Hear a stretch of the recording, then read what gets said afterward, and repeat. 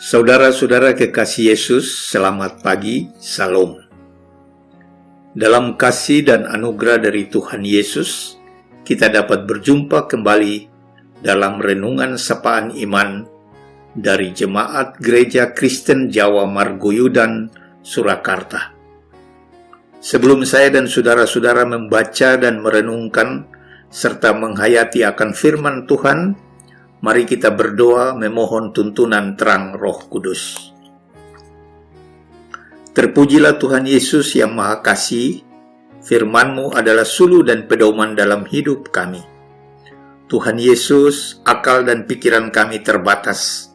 Kami tidak dapat menyingkap rahasia kehendak-Mu dalam hidup kami.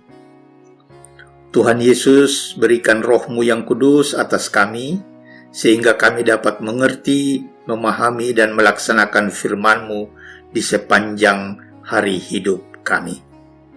Hamba-Mu yang akan menyampaikan firman-Mu, Tuhan Yesus berkati dan kuduskan, sehingga apa yang disampaikan hanya seturut dengan kehendak-Mu.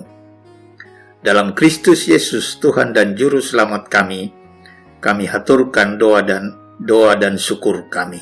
Amin. Firman Tuhan yang akan kita baca bersama dari kitab Wahyu pasal 22 ayat 4 dan 5 demikian. Dan mereka akan melihat wajahnya dan namanya akan tertulis di dahi mereka.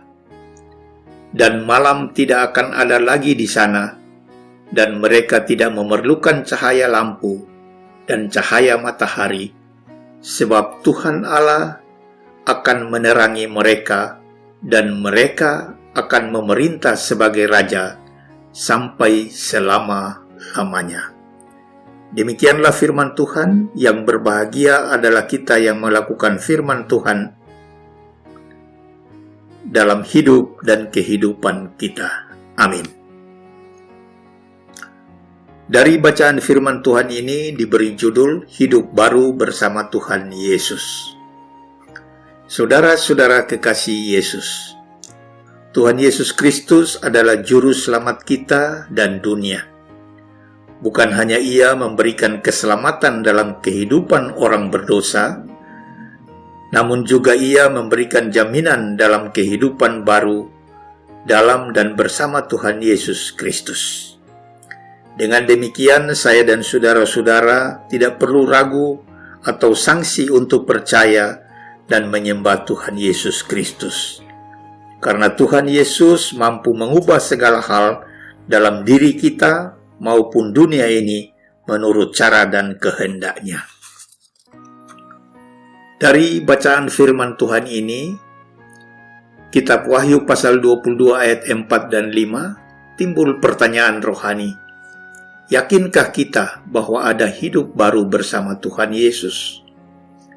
Saudara-saudara kekasih Yesus, hidup dan kehidupan orang percaya didasarkan pada dan atas kasih setia Tuhan Yesus yang berkenan membenarkan dan menyucikan, sehingga orang percaya kepada Allah di dalam anaknya Tuhan Yesus Kristus lebih tepat diidentikan dengan sebutan orang yang percaya, dibenarkan dan disucikan oleh Tuhan Yesus.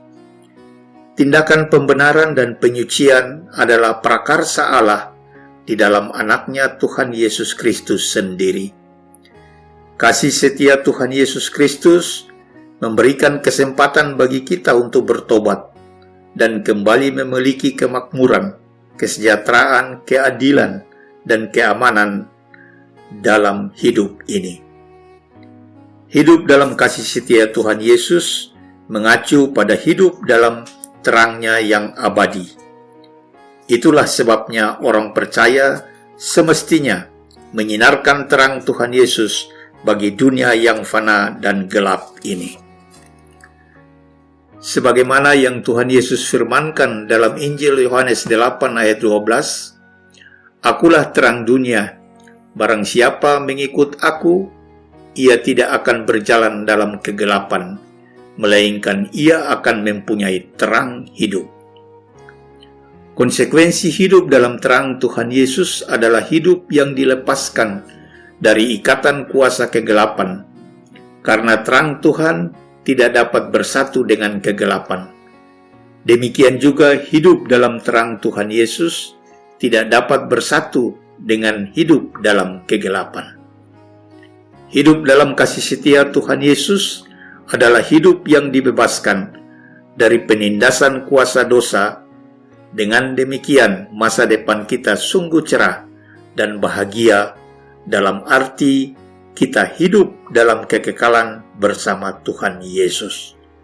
Saudara-saudara kekasih Yesus, tindakan pembenaran, pemulihan, dan penyelamatan dari Tuhan Yesus kepada kita sebagai anak-anaknya dapat digambarkan dalam perumpamaan pokok anggur yang benar dalam Injil Yesus Kristus, Yohanes 15 ayat 4. Tinggallah di dalam aku dan aku di dalam kamu, sama seperti ranting tidak dapat berbuah dari dirinya sendiri, kalau ia tidak tinggal pada pokok anggur. Demikian juga kamu tidak berbuah, jikalau kamu tidak tinggal di dalam aku. Hal ini dapat dikatakan bahwa kita pernah terlepas dari pokok anggur dan terbuang oleh karena dosa dan pelanggaran kita. Namun, Tuhan Yesus sebagai pokok anggur yang benar tidak membiarkan anak-anaknya sebagai ranting-ranting terlepas dari pokok anggur.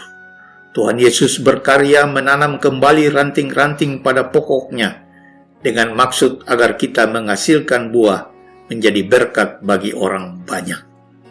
Saudara-saudara kekasih Yesus, oleh karya Tuhan Yesus itu, orang percaya dapat menikmati hidup dan menghasilkan buah. Tanpa Tuhan Yesus berkarya dalam hidup kita, tidak mungkin kita dapat menghasilkan buah untuk menjadi berkat bagi sesama. Tujuan dari semua yang Tuhan Yesus lakukan adalah untuk keagungan Tuhan Yesus sendiri. Kehidupan baru di dalam Tuhan Yesus semestinya mewujud nyatakan keagungan Tuhan Yesus. Sebagaimana rencana Tuhan Yesus dalam kuasa-Nya, kita boleh menikmati kehidupan baru. Maka saya dan saudara-saudara pun patut hidup baru untuk keagungan Tuhan Yesus. Terpujilah Tuhan Yesus atas segala firman-Nya. Amin.